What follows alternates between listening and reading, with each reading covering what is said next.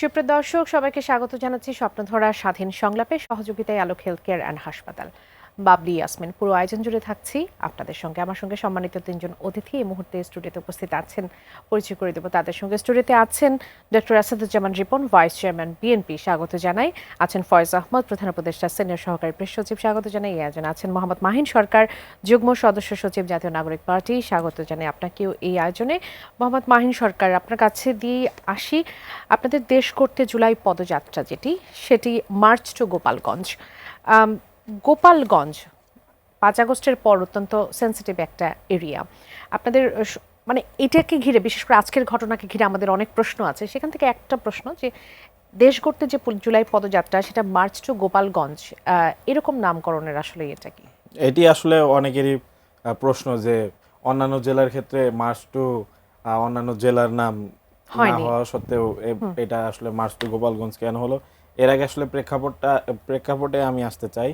আসলে আমাদের বৈষম্য বিরোধী ছাত্র আন্দোলন যখন সংগঠিত হয়, তারপর থেকে বৈষম্য বিরোধী ছাত্র আন্দোলনের নেতৃবৃন্দ যারা গোপালগঞ্জে আন্দোলন করেছে, তারা দীর্ঘদিন যাবৎ সেখানে মোটামুটি অবরুদ্ধ জীবনযাপন করেছে। এমনও কিছু আমরা কেস স্টাডি করেছি, এমনও কিছু অভিযোগ আমাদের কাছে এসেছে যে গোপালগঞ্জের তারা স্থানীয়, কিন্তু বৈষম্য বিরোধী ছাত্র আন্দোলনের সাথে যুক্ত থাকার কারণে তাদের বাড়ি ঘর ছেড়ে তাদের পাশের জেলায়, অন্য জেলায় গিয়ে তাদের এখন থাকতে হচ্ছে। এরকম ঘটনা আমাদের সামনে এসেছে। তো সেই জায়গা থেকে আমাদের কাছে মনে হয়েছে যে আমাদের যারা সমর্থক, আমাদের যারা কর্মী বা কর্মী হতে যাচ্ছে, তাদের নিরাপত্তা দেওয়াটাও অনেক বেশি দরকার এবং আমাদের সেখানে এন্ট্রিটা অবশ্যই ভালোভাবে নেওয়া উচিত। সেজন্য আমরা তাদের নিরাপত্তার স্বার্থে এবং সামগ্রিক বিষয়গুলো পূর্বে যেগুলো ঘটেছে সবকিছু বিবেচনায় নিয়ে আমরা গোপালগঞ্জ জেলার ক্ষেত্রে নাম দিয়েছি মার্চ টু গোপালগঞ্জ। অত্যন্ত সাহসিকতার সাথে আপনারা সেটা করেছেন, আপনারা গিয়েছেন সেখানে। আপনার সহকর্মীরা আশা করি এখন সবাই ভালো আছেন, নিরাপদে আছেন। এখন পর্যন্ত আমাদের হতাহতের খবর পাওয়া গেছে, কিন্তু খুব গুরুতর কিছু ঘটেনি।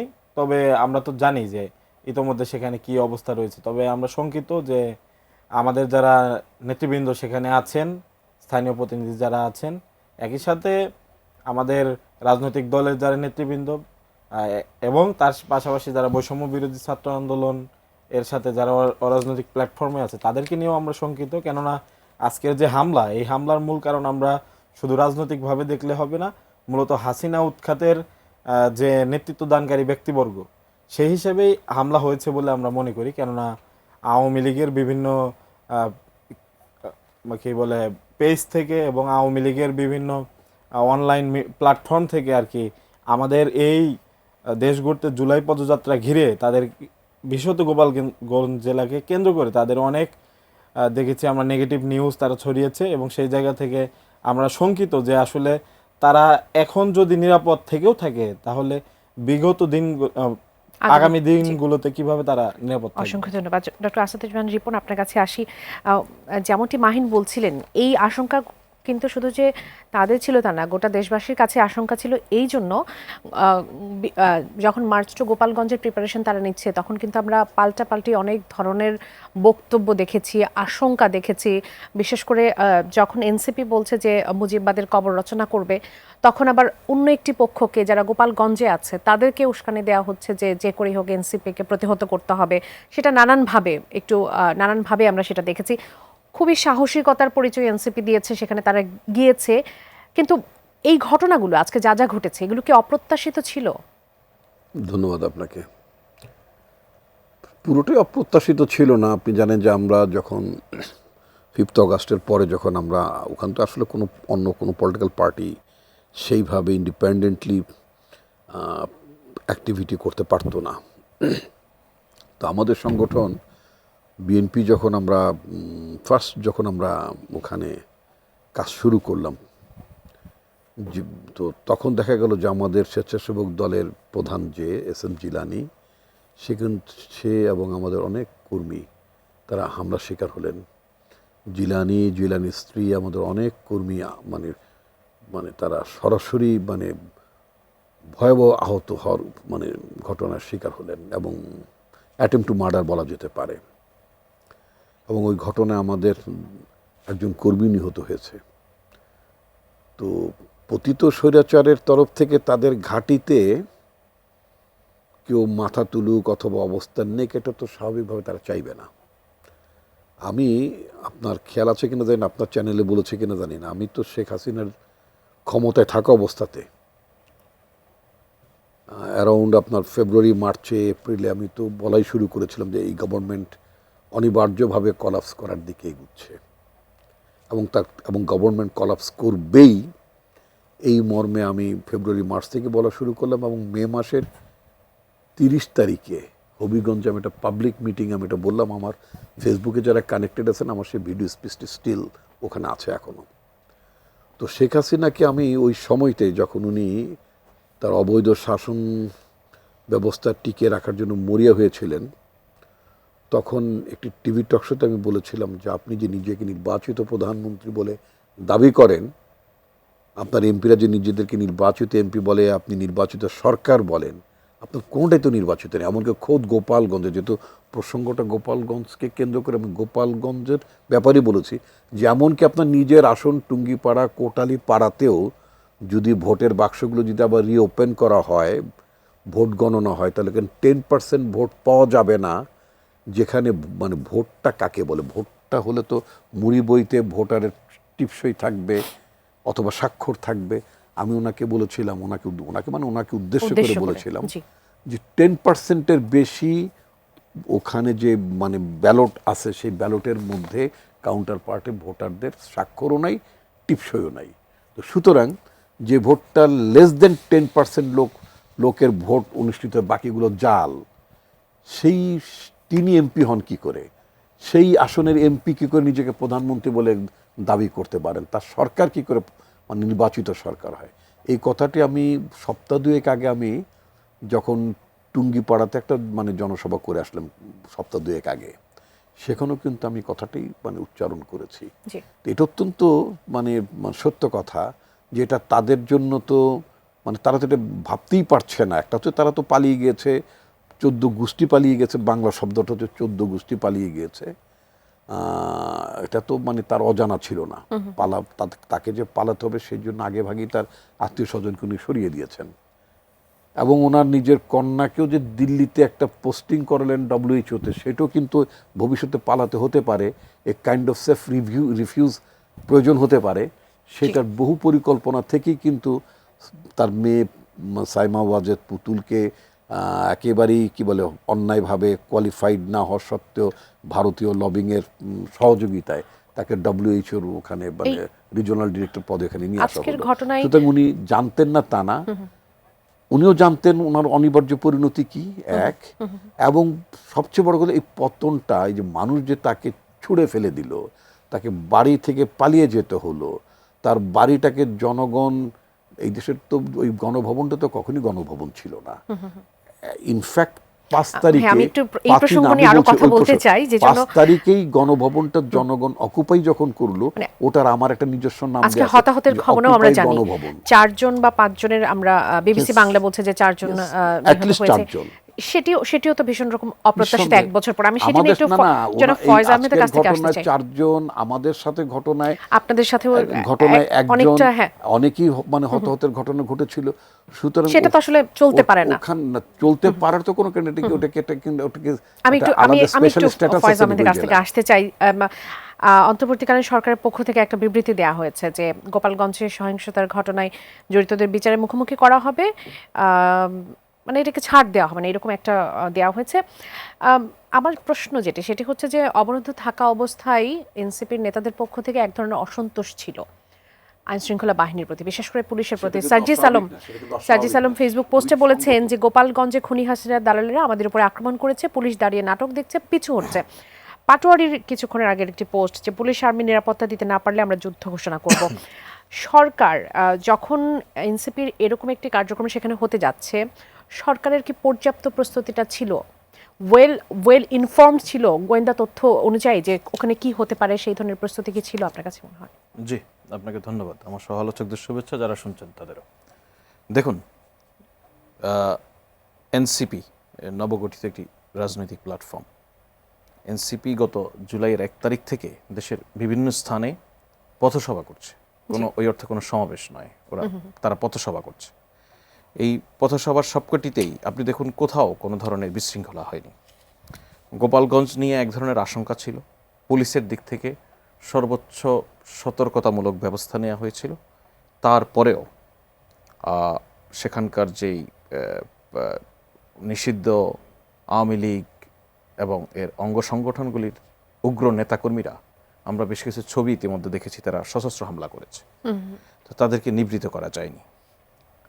হামলাটা শুরু করেছে কি দিয়ে? দেখুন, হামলাটা শুরু করেছে একদমই বিচ্ছিন্ন কায়দায় একটি রাস্তার উপরে দাঁড়িয়ে থাকা পুলিশ ভ্যান, সেই প্রথমে পুলিশকে হামলা করেছে। দেখুন, এইটা হচ্ছে যে কোনো অর্গানাইজড হামলার একটা প্রক্রিয়া। আপনি প্রথমে পুলিশকে ভয় পাইয়ে দেন, পুলিশকে ভয় পাইয়ে দেওয়া হলো সেখানে।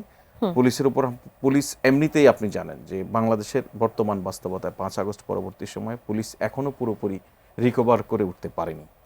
এই সময় পুলিশের উপরে হামলা দিয়ে শুরু করা, পরবর্তীতে এনসিপির যে সভাস্থল সেখানে আপনি যদি খেয়াল করেন, গতকাল রাত বা তারও 2-1 দিন আগে থেকে, বিশেষ করে আজ সকাল থেকে আওয়ামী লীগের অফিসিয়াল যেই ফেসবুক পেজ, ছাত্রলীগের ফেসবুক পেজ, তাদের নেতাকর্মী, এরা প্রত্যেকেই একটা হামলার উস্কানি দিচ্ছিল, যেটা আমরা শেখ হাসিনা এখান থেকে পালিয়ে যাওয়ার পর থেকেই প্রতিনিয়ত নানান ধরনের হামলার উস্কানি আমরা দেখছি। আমরা বলছি এই যে পতিত স্বৈরাচার, এরা যে ষড়যন্ত্র করছে এখন, তারা কখনো ঘটনা ঘটিয়ে সুবিধা আদায়ের চেষ্টা করছে, কখনো কোনো ঘটনা ঘটলে সেখান থেকে সুবিধা আদায়ের চেষ্টা করছে। তো আজকে পরিকল্পিতভাবে তারা যে ঘটনা ঘটিয়েছে, এখানে যতটুকু গোয়েন্দা তৎপরতা ছিল, এবং আপনার প্রশ্নের যে জায়গাটা, যে পুলিশ বা গোয়েন্দা তথ্য সঠিকভাবে ছিল কিনা, পুরো বিষয়টা মূল্যায়ন করা হচ্ছে। পুরো বিষয়টা কেননা ভাই, আপনি যখন বলছেন গোটা দেশের কোথাও কিছু হয়নি, সেই হিসাবটা একেবারেই আলাদা গোপালগঞ্জের সঙ্গে। সেটা তো গোপালগঞ্জের সঙ্গে যায় না। হ্যাঁ, এই যে গোপালগঞ্জের সঙ্গে যায় না, আমরা কোনো অবস্থাতেই গোপালগঞ্জকে বাংলাদেশ থেকে বিচ্ছিন্ন কোনো দ্বীপ, বাংলাদেশ থেকে বিচ্ছিন্ন কোনো অংশে ভাবতে চাই না। গোপালগঞ্জের তো সকল মানুষ আজকে এই ধরনের সংঘাত সহিংসতায় হামলায় অংশ নেয়নি।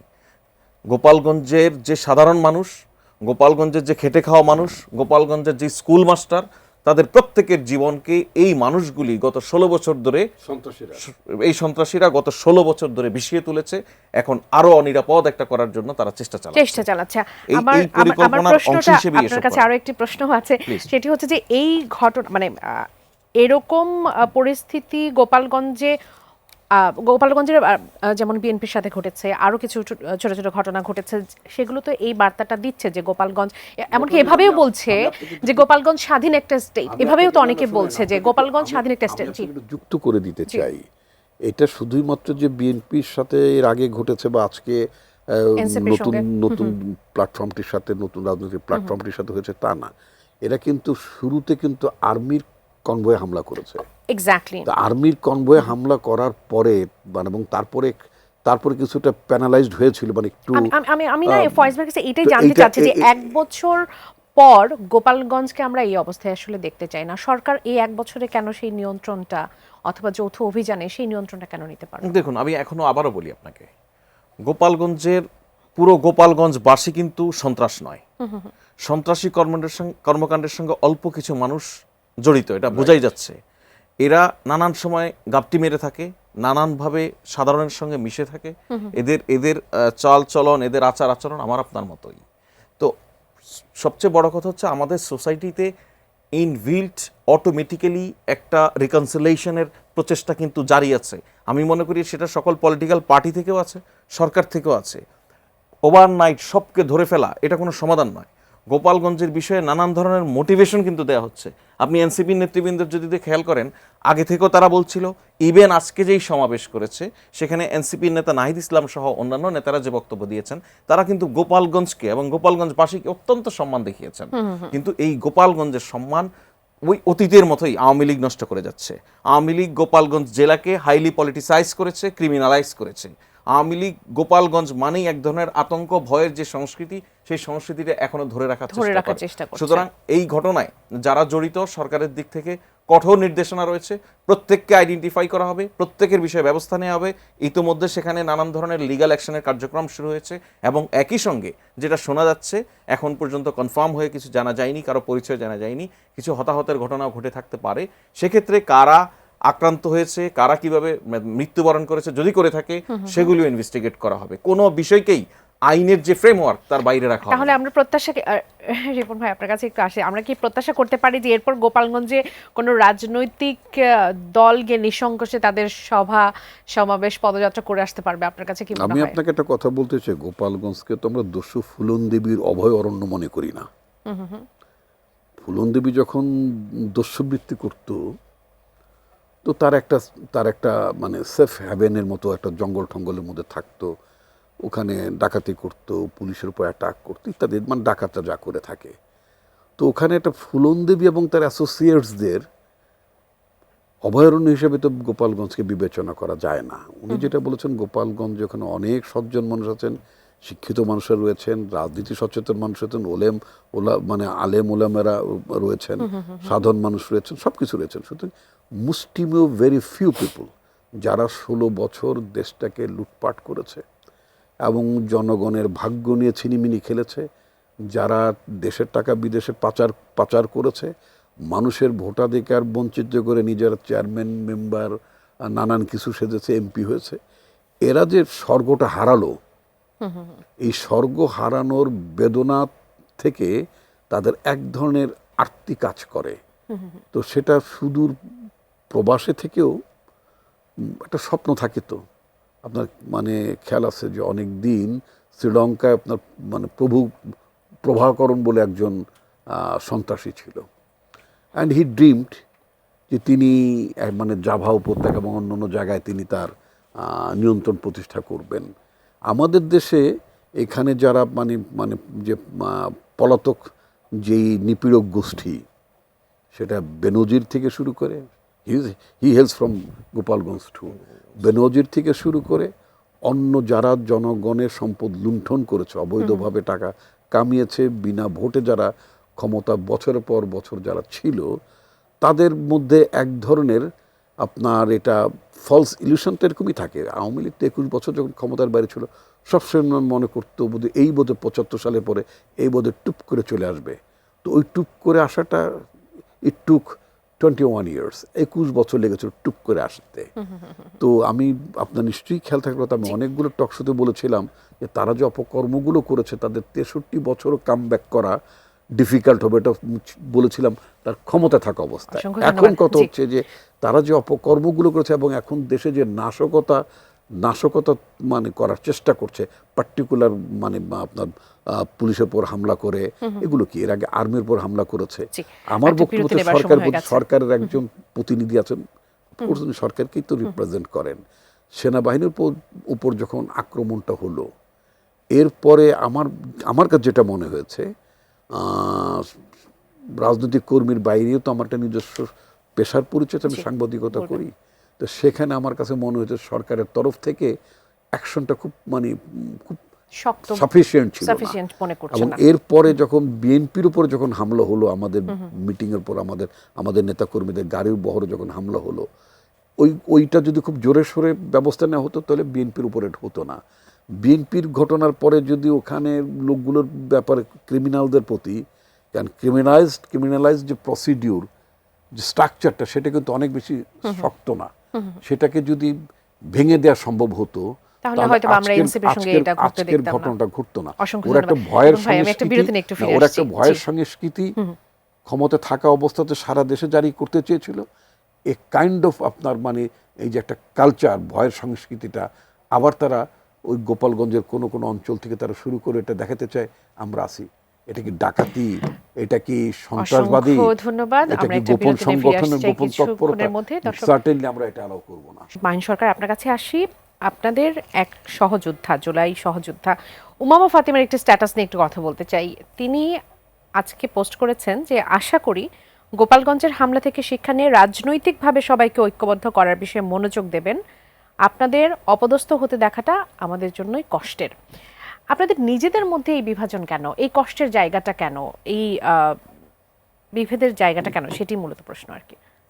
আচ্ছা, বিভেদের বিষয়টি বলতে গেলে আসলে 5 আগস্টের আগে এবং 5 আগস্টের পরের বিষয়গুলো নিয়ে আমাদের সচেতন হওয়া প্রয়োজন। কারণ 5 আগস্টের আগের যে বিষয়টি ছিল যে আমাদের এক দফার অন্যতম লক্ষ্য ছিল হাসিনার পতন, স্বৈরাচারী হাসিনার পতন এবং ফ্যাসিবাদী ব্যবস্থার বিলোপ। তো সেই জায়গা থেকে হাসিনার পতন পর্যন্ত যাদের উদ্দেশ্য ছিল, লক্ষ্য ছিল, তাদের কিন্তু উদ্দেশ্য বা লক্ষ্য আদায় হয়ে গেছে। তো তার পরবর্তী যে ধাপ ফ্যাসিবাদী ব্যবস্থার বিলোপ, সেইখানটায় যারা কনস্ট্যান্ট আছে তারা কিন্তু এখনো রাজনৈতিকভাবে লড়াই করে যাচ্ছে এবং তরুণদের নেতৃত্বে একটি রাজনৈতিক দল হয়েছে যেটি আমার জাতীয় নাগরিক পার্টি। তো তারা সেই জায়গা থেকে লড়াই চালিয়ে যাচ্ছে। এখন এক একজনের পলিটিক্যাল ভিশন এক এক রকম, কেউ বাম ডান, কেউ মধ্যপন্থী, এক এক জায়গা থেকে এক এক মতাদর্শের মানুষ এই বৈষম্য বিরোধী ছাত্র আন্দোলনের প্ল্যাটফর্মে এসেছে। অর্থাৎ জুলাই আন্দোলনের মতাদর্শে মিল থাকলেও এক্ষেত্রে এসে সেই মতাদর্শটা আসলে মিলে যাচ্ছে হয়তো না। মিলছে না। এখানে যে বা যার কথা আপনি আমাকে আর বলছেন, তিনি আক্ষেপ করে অনেক বড় একটি স্ট্যাটাসও দিয়েছিলেন এনসিপির অনেক কিছু নিয়ে, তিনি কেন সরে গেলেন, বিশেষ করে হচ্ছে বৈষম্যবিরোধী ছাত্র আন্দোলন থেকে কেন সরে গেলেন সেটা নিয়ে অনেক বড় একটি স্ট্যাটাস দিয়েছিলেন বিশ্লেষণ করে। এটি আসলে তার জায়গা থেকে অবশ্যই যুক্তিযুক্ত হতে পারে।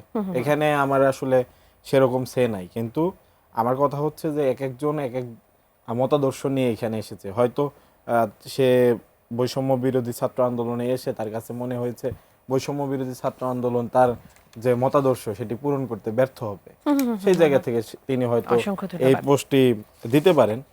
তার পাশাপাশি এখনো তিনি রাজনৈতিকভাবে যে গেইন করা বা বাংলাদেশকে সুন্দর করে গড়ে তোলা, সেই জায়গাতে জাতীয় নাগরিক পার্টি সহ অন্যান্যরা যেভাবে আগাচ্ছে সেই জায়গায় হয়তো একমত তিনি পোষণ করছেন না। তার স্ট্যাটাসের মূল কথা কিন্তু এই গোপালগঞ্জে এই হামলার বিষয়টাকে কেন্দ্র করি। তো সেই জায়গা থেকে হয়তো তিনি মনে করছেন না যে গোপালগঞ্জে এভাবে যাওয়া তার কাছে ঠিক মনে হচ্ছে, তো তিনি বলতেই পারেন। জি, আমি একটু ফয়েজ আহমদ আপনার কাছে আসি। আমি বলছিলাম যে আরো কিছু বিষয় নিয়ে আলোচনা করব। আমার একটি শিরোনাম ছিল যে নির্বাচন কমিশনের ওয়েবসাইটে নিয়ে আওয়ামী লীগের নৌকা, এটি নিয়ে একটু কথা বলতে চাই, কেননা এইটা নিয়ে যে বিষয়টা ছিল শুরুতে ইনক্লুডেড ছিল নৌকা, পরবর্তীতে যেটা হলো, পরবর্তীতে দেখা গেল যে ওয়েবসাইট থেকে নৌকাটা নেই সেখানে। এর আগে উপদেষ্টা আসিফ মাহমুদ লিখেন যে অভিশপ্ত নৌকা মার্কাটাকে আপনারা কোন বিবেচনায় আবার শিডিউলভুক্ত করতে আইন মন্ত্রণালয়ে পাঠালেন? সাংবিধানিক প্রতিষ্ঠান হিসেবে এই গণঅভ্যুত্থানকে আপনারা জাস্ট বৃদ্ধাঙ্গুলি দেখালেন। কাদের এজেন্ডা বাস্তবায়ন করতে, কাদের দেওয়ার জন্য এই মার্কা রাখছেন আপনারা? পরাজিতদের স্বপ্নের রিফাইন্ড আওয়ামী লীগকে তাদের মার্কা ফিরিয়ে দিতে চান? বাংলাদেশের একজন নাগরিক হিসেবে নির্বাচন কমিশনের প্রতি প্রশ্ন রইল। এই প্রশ্নের পর আমরা আসলে সেটি, ইসি কেন এই সিদ্ধান্ত নিতে এরকম গড়িমসি করলো, আপনার কাছে কি মনে হয়? নির্বাচন কমিশনের ওয়েবসাইটে যতগুলি নিবন্ধিত রাজনৈতিক দল আছে সবগুলির একটা তালিকা আছে। সেই তালিকায় দলের নিবন্ধন নাম্বার, দলের সভাপতি, সেক্রেটারি বা চেয়ারম্যান, মহাসচিব, দলের নির্বাচনী প্রতীক, দলের অফিস অ্যাড্রেস, ওয়েবসাইট, এরকম নানান তথ্য সম্বলিত এই তালিকা। এই তালিকা থেকে নানান সময়ে আমরা নানান রাজনৈতিক দলকে ড্রপ করতে দেখেছি। জামায়াত ইসলামী ড্রপ হয়েছে, জাকপা ড্রপ হয়েছে, সম্ভবত ন্যাশনাল পিপলস পার্টি ড্রপ হয়েছিল, এরকম নানান পলিটিক্যাল পার্টি, হ্যাঁ পিডিপি ড্রপ হয়েছিল, এরকম নানান পলিটিক্যাল পার্টি নানান সময় ড্রপ হয়েছে। আরো হওয়ার কথা, হওয়া উচিত। একই সঙ্গে যখন পার্টিগুলি ড্রপ হয়, কেন ড্রপ হয়? তার কোনো কারণে নিবন্ধন বাতিল, নিবন্ধন স্থগিত, কার্যক্রম স্থগিত, এই ধরনের প্রক্রিয়ার কারণে। সুতরাং আওয়ামী লীগের যেহেতু রাজনৈতিক কর্মকাণ্ড স্থগিত আছে একটি আইনি প্রক্রিয়ার মধ্য দিয়ে, নির্বাহী আদেশে, সেহেতু আমি পার্সোনালি যদি বলি, আমি একটা পলিটিক্যাল পার্টির সবচেয়ে বড় অ্যাক্টিভিটিস হিসেবে দেখি নির্বাচনকে।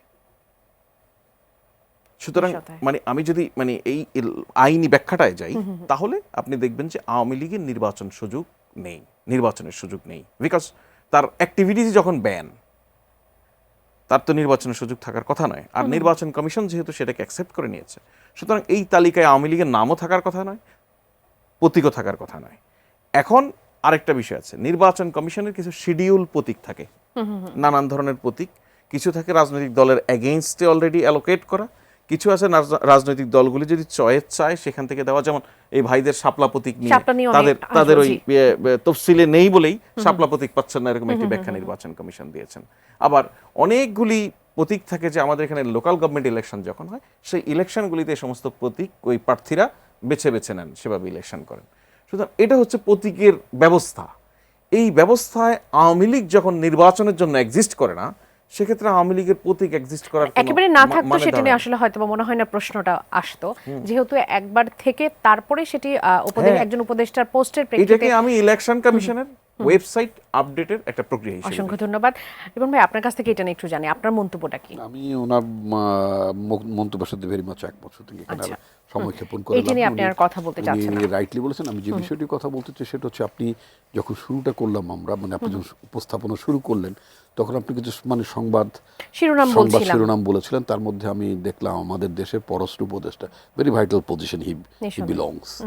তো উনি একটা স্টেটমেন্ট করলেন যে যুক্তরাষ্ট্রের সঙ্গে নন ডিসক্লোজার চুক্তির বিষয়ে জানেন না উনি পররাষ্ট্র জানেন না। উপদেষ্টা। এটা খুবই আনফর্চুনেট। উনি জানেন না কেন? এক নম্বর হচ্ছে ওনার জানা উচিত ছিল, জানার আগ্রহ প্রকাশ করা উচিত ছিল, জানতে চাওয়া উচিত ছিল, কারণ বিষয়টা একেবারেই মানে ওনার সাথে রিলেটেড, যদিও বিষয়টা বাণিজ্য বিষয়কও। এবং ওনার কাছ থেকে দরকার হলে আমরা জানবো। হ্যাঁ, রাইট। এখন উনি যখন বলেন যে NDA non disclosure agreement, NDA সম্পূর্ণ জানেন, এটা তো তিনি মানে পাবলিকের কাছে কি মেসেজটা দিলেন? মানে ইট গিভস এ ভেরি কি বলে negative message to the people. কারণটা হচ্ছে, আমি প্রথম যে কথাটি বলতে চাই সেটা হচ্ছে যে আমরা কমার্স সেক্রেটারির তার একটা মন্তব্য দেখলাম, বিডি নিউজ 24 একটা মন্তব্য দেখলাম। তিনি বলেছেন যে আপনার ফ্রেমওয়ার্ক এগ্রিমেন্টের ব্যাপারে প্রপোজাল এসছে এবং আমরা একটা রেসপন্স, আমরা মানে বাংলাদেশ রেসপন্স করেছে। তো সাংবাদিকরা জানতে চেয়েছেন কিভাবে রেসপন্স করলেন বা কি বৃত্তান্ত। তখন উনি বললেন যে ওখানে কিছু নন ডিসক্লোজার এগ্রিমেন্টের ব্যাপার আছে, সেজন্য কথাটা বলা যাবে না। যেখানে বিষয়টা যদি নন ডিসক্লোজার এগ্রিমেন্ট থাকে, নন ডিসক্লোজারের কম্পালশন থাকে, কমপ্লায়েন্স থাকে, তাহলে সেটা বলার কথাও না। আমার বক্তব্যটা অন্য জায়গায়, যে আমাদের এখন গভর্নমেন্টটা কে? আমাদের গভর্নমেন্ট হচ্ছে ইন্টারিম গভর্নমেন্ট। এই গভর্নমেন্টের বেসিসটা কি? 106 অফ দ্য কনস্টিটিউশন, সংবিধানের 106 ধারা অনুযায়ী সরকারটা ইনস্টলড। কারণ দেশে একটা রেগুলার গভর্নমেন্ট না, একটা উদ্ভূত পরিস্থিতিতে সুপ্রিম কোর্টে একটা রেফারেন্সের ভিত্তিতে মানে গভর্নমেন্ট চলছে। তার মানে গভর্নমেন্টের হাত কিন্তু অনেক দূর প্রসারিত না। গভর্নমেন্ট যা ইচ্ছে তা করলেই করতে পারে না, চাইলেই করতে পারে না। তার terms of reference is very very limited, very limited. সুতরাং এমন একটি গভর্নমেন্ট, যেমন একটা পলিটিক্যাল গভর্নমেন্ট, সে যেই হোক না কেন, পলিটিক্যাল গভর্নমেন্ট যখন ইলেক্টেড হয়, তখন সেই ইলেক্টেড গভর্নমেন্টকে কিন্তু পার্লামেন্টে তার অপোজিশনের কাছে এক জবাবদিহি করতে হয়, জনগণের কাছে জবাবদিহি করতে, মিডিয়ার কাছে জবাবদিহি করতে, ইত্যাদি ইত্যাদি, তাকে জবাবদিহি করতেই হয়। কিন্তু এই গভর্নমেন্টটি, বর্তমান যে অন্তর্বর্তীকালীন সরকার যারা আছেন, তারা জবাবদিহি কার কাছে করবেন? তাদের তো জবাবদিহি করার কোনো জায়গা নেই। এখন উনি অনেকগুলো এনডিএ নন ডিসক্লোজার এগ্রিমেন্ট করে গেলেন XYZ এর সাথে, মানে ধরে নেন ইন্ডিয়ার সাথে, XYZ এর সাথে, আরও অনেকের সাথে, অথবা ব্যক্তির সাথে, প্রতিষ্ঠানের সাথে করে গেলেন। এখন যারা ভবিষ্যতে নির্বাচিত হয়ে আসবেন, তাদের কাছে যদি মনে হয় যে এই জিনিসগুলো দেশের স্বার্থে, জনগণের স্বার্থে এটা সঠিক ছিল না, তাহলে কি এই এনডিএ কি আমি করতে পারবো, মানে স্ক্র্যাপ করতে পারবো? এগ্রিমেন্টগুলোকে স্ক্র্যাপ করতে পারবো? সাধারণত বলা হয় যে আন্তর্জাতিক চুক্তিসমূহ স্ক্র্যাপ করা যায় না, মানে কনভেনশনালি যায় না। একেবারে যে যায় না তা না, সেটা যদি জনমত থাকে, চায়, মানে দেশে যদি রাষ্ট্রের কল্যাণে যদি সেরকম রেফারেন্ডামের প্রশ্ন যদি আসে, ইত্যাদি ইত্যাদি। আমার বক্তব্য হচ্ছে যে what Yunus government could do, তারা যেটা করতে পারতেন, এই ধরনের প্রস্তাবলী, যে মানে যে ফ্রেমওয়ার্ক এগ্রিমেন্টের যেগুলো আসছে, যেখানে এনডিএর ব্যাপার আছে, অর্থাৎ নন ডিসক্লোজার এগ্রিমেন্ট, অর্থাৎ বলা যাবে না এমন কিছু চুক্তি থাকবে যে চুক্তির বিষয়বস্তু, কন্টেন্টসগুলো, বিষয়বস্তুগুলো পাবলিকলি ডিসক্লোজ, মানে হচ্ছে আমি প্রকাশ করতে পারবো না। তো এরকম একটা ভয়াবহ কাজ আপনি কেন করতে যাচ্ছেন? আপনি তো বলতে পারতেন যে বাবারে, মানে বিদেশিদেরকে, যে we are N interim government, এটা আমার টাস্ক না, এটা আমার টার্মস অফ রেফারেন্সের মধ্যে পড়ে না, তো so please wait for next elected government, elected government করবে। এই যে যমুনার সামনে যে হাট বসে যায় দাবি দেওয়ার, হাট বসে যায়, এখানে সরকারের একজন মানে প্রতিনিধি এখানে আছেন, হাট বসে যায়, তখনও তো বলতে পারতেন যে এটা তো আমার দায়িত্ব না। ওয়েল, তোমরা যা কিছু বলতেছো আমি শুনলাম, আমাকে একটা স্মারকলিপি দাও, আমরা গোথ্রো করব, আমাদের তরফ থেকে যদি কোনো রেকমেন্ডেশন আমরা নেক্সট গভর্নমেন্টের জন্য রেখে দেবো। But it is not a responsibility আমি এটাকে তোমার দাবি মানবো, তোমার এই বেতন বাড়াবো, তোমার এইটা করবো, তোমার কি বলে কি ভাতা ভুতা কি বলে যেন গভর্নমেন্টের জন্য কি বলে কি দেয়, হ্যাঁ, আমি তো কখনো গভর্নমেন্টে ছিলাম না, জানি না, মানে সরকারের ভাই, আমাদের আরো একটা বিরতি নেবার সময় হয়ে গেছে, একটা বিরতি নিচ্ছি। জি। মহার্ঘ মহার্ঘ মানে ভাতা, মহা আচ্ছা। অর্ঘ, অর্ঘ শুধু দিলে তো সমস্যা ছিল না, সেটা আবার মহা অর্ঘ দিতে হবে। আচ্ছা। তাহলে এই মহার্ঘ দেওয়ার দায়িত্ব তো আপনার না রে ভাই। জি ভাইয়া। আপনি কেন মহার্ঘ দিতে যান? এই মহার্ঘ দেওয়ার মতো ঝামেলার কাজগুলো আপনি পরবর্তী গভর্নমেন্টের জন্য ছেড়ে দেন। ছেড়ে দেন। আপনার জন্য যেটা দরকার ছিল, যাতে পরবর্তী গভর্নমেন্ট একটা অ্যাকাউন্টেবল গভর্নমেন্ট হয়, জনগণ যাতে এম্পাওয়ার্ড হয়, গভর্নমেন্ট সিস্টেমে যাতে জনগণ সে রাখতে পারে, এমপিরা যাতে ভবিষ্যতে নিজেদেরকে মোগল সম্রাট না ভাবে, এবং পার্লামেন্টারি জবটা, এমপিশিপটা একটা পার্ট টাইম জব যাতে না হয়। পৃথিবীর সেই উন্নত ব্যবস্থাটা দেশগুলোতে করা। জি। এমপিশিপ পার্ট টাইম জব না, ফুল টাইম জব। ভাই, আমাদের একটা বিরতি নেবার সময় একেবারেই এই সমস্ত কাজগুলো হয়ে গেছে। জি, সংস্কার বিরতির টংস্কার পর করেন, আসবো নিশ্চয়ই। এবং একটা ইলেক্টেড গভর্নমেন্ট, সারা পৃথিবীতে গণঅভ্যুত্থানের পরে ফয়সালা হচ্ছে একটা ইলেক্টেড গভর্নমেন্টের কাছে পাওয়ারটা ট্রান্সফার করা। ওনাদের জন্য এডিশনাল দায়িত্ব ওনারা নিয়েছেন। জনগণের আকাঙ্ক্ষা আছে কি, যাতে Sheikh Hasina the way Sheikh Hasina govern the ফিরছি। কান্ট্রি, ওই ব্যবস্থা একটা যাতে বিরতিতে মানুষ ফিরে যাতে আসছি, না যায়, জি। সেজন্য আপনি সংস্কারগুলো করবেন। মাহিন সরকার, আপনার কাছে আসি। আমরা যেহেতু প্রতীকের বিষয়টা নিয়ে কথা বলছিলাম, আপনাদের প্রতীকটা নিয়ে একটু জানতে চাই। শাপলা, এখন পর্যন্ত আমরা আসলে দেখছি না যে শাপলা, কিন্তু আপনাদের পক্ষ থেকে আপনাদের একজন কেন্দ্রীয় নেতা বলেছেন যে শাপলা ছাড়া আপনাদের বিকল্প কোনো চিন্তা নেই। সেটা নিয়ে কি বলতে চাই? এখন আপনারা কি ভাবছেন, কোনটা আসলে আপনাদের প্রতীক হবে? আপনাদের দেখুন, মানে আরো দুটি আমরা- চয়েস ছিল। আমরা জানি। এটাই আসলে সর্বপ্রথম জনমত জরিপ করেছি, যারা আমাদের ফিল্ড লেভেলে কাজ করেছে, জনমত জরিপে গিয়েছে, সরাসরি কাগজে তাদের মতামত নিয়েছে যে বাংলাদেশের সামগ্রিক প্রেক্ষাপট সাপেক্ষে আমাদের রাজনৈতিক দলের প্রতীক কোনটি হলে ভালো হয়। এবং অনলাইনেও কিন্তু ভোটিং হয়েছে, সেখানেও কিন্তু শাপলা মানে একদম প্রথম সিরিয়ালে ছিল। তো সেই জায়গা থেকে আমরা জনগণের মতামতকে শ্রদ্ধা জানিয়ে আমরা কিন্তু শাপলা প্রতীক বরাদ্দের জন্য আমরা আবেদন আপনাদের করেছি। আগে তো আরো একটি দল শাপলার জন্য আসলে হ্যাঁ, আবেদন অবশ্যই করেছিল। একটি রাজনৈতিক দল আবেদন তারা করতেই পারে, কিন্তু একটি রাজনৈতিক দলের আকার আকৃতি, তাদের সক্ষমতা, এবং বাংলাদেশের সবচেয়ে বড় কথা, আমরা বাংলাদেশের প্রেক্ষিতে একটি রাজনৈতিক দলের প্রতীক বা সারা বিশ্বেই যদি আমি বিচার করি, সেটি কিন্তু বিশেষ অর্থবহ হওয়া দরকার। তো আমাদের কাছে মনে হয়েছে শাপলা যুক্তিযুক্ত। এখন অন্য রাজনৈতিক দল আমাদের আগে তারা করতেই পারে, কিন্তু তাদের সাথে আপনারা আমাদের, কি এখনো শাপলাতেই আছেন? আমরা শাপলা দিয়ে আছি এবং শাপলার জন্য আপনারা ফাইট করবেন? এবং শাপলার জন্য আমরা ফাইট করি। অসংখ্য ধন্যবাদ ডক্টর আসাদুজ্জামান রিপন। আপনার কাছে এসে একেবারে শেষ মুহূর্তে আছি। নির্বাচনের কথা আপনি বলছিলেন, সেই কথাটুকু শেষ করতে পারেন। আমি আর কোনো প্রশ্ন রাখতে যাচ্ছি না। না, নির্বাচন ছাড়া তো অন্য কোনো গত্যন্তর নেই। এখন পর্যন্ত প্রস্তুতি কেমন দেখছেন? না, ফাইন। আমি কিন্তু আমাদের প্রধান উপদেষ্টা প্রফেসর মোহাম্মদ ইউনূসের যে আশ্বাস, তিনি যেটা বলেছেন তার প্রতি আমরা আস্থা রাখতে চাই, বিশ্বাস করতে চাই। তিনি অত্যন্ত সম্মানিত মানুষ, শুধু তো বাংলাদেশের প্রেক্ষাপটে, তিনি আন্তর্জাতিকভাবে অত্যন্ত মানে সম্মানিত মানুষ। তো তিনি যে কথা বলেছেন, আমার মনে হয় না, আমি ব্যক্তিগত বিশ্বাস করতে চাই না যে তিনি তার কথার বাইরে কোনো অ্যাক্ট করবেন, আমি মনে করি না। অর্থাৎ ফেব্রুয়ারিতে নির্বাচন হচ্ছে, সেই নিশ্চয়ই সেইটা এবং অনুযায়ী মানে বিএনপি প্রস্তুতি নিচ্ছে। অ্যাকর্ডিংলি তো কাজ চলছে। নির্বাচন কমিশন তিনি মিটিং করেছে, নির্বাচন কমিশনও প্রস্তুতি নিচ্ছেন। আর এই দেশে তো 3 মাসেই নির্বাচন করা সম্ভব। এটা তো একবারে 9 বছর 10 বছর 9 বছরে হোসেন মোহাম্মদ এরশাদের বিরুদ্ধে লড়াই করলাম আমার জামানা, আমার সময়ে, আমার টাইমটাতে 80s-এ। তো 9 বছর পরে হোসেন মোহাম্মদ এরশাদের পতন করানোর পরে পরে যে জাস্টিস শাহাবুদ্দিন সাহেবের যে সরকার, তারা 3 মাসের মধ্যে এটা নির্বাচন করেছে না। দ্যাট নির্বাচন still regarded as the fairest election in the history of Bangladesh, তাই না?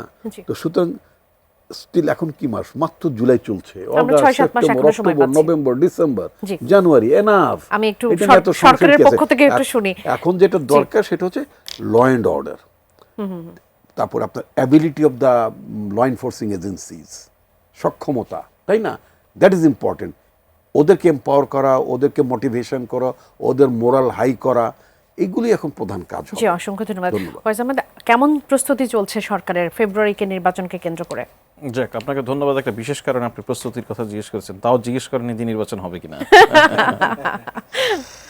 সরকারের দিক থেকে আপনারা জানেন যে লাস্ট উইকে আমরা প্রেস উইং থেকে ইনফ্যাক্ট আমরা একটা ব্রিফ করে বলেছি, মাননীয় প্রধান উপদেষ্টা in the meantime home ministry এবং ল এনফোর্সমেন্ট এজেন্সি যে সমস্ত টপ অফিসিয়ালস আছেন তাদের সঙ্গে একটি মিটিং করেছেন। সেখানে ইনস্ট্রাকশন দিয়ে দিয়েছেন আমাদের কী কী প্রয়োজন, কী কী করতে হবে এবং কোন টাইম ফ্রেমের মধ্যে, যেটা উনি একদম পরিষ্কারভাবে বলেছেন ডিসেম্বরের মধ্যেই সকল প্রস্তুতি সম্পন্ন করার জন্য।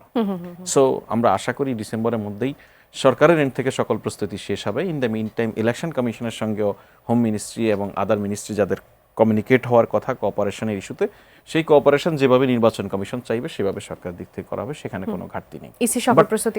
বাট আমি আপনাকে একটা ভিন্ন পার্ট বলি। আগামী নির্বাচনটা বাংলাদেশের ইতিহাসের জন্য অত্যন্ত গুরুত্বপূর্ণ একটা ঘটনা।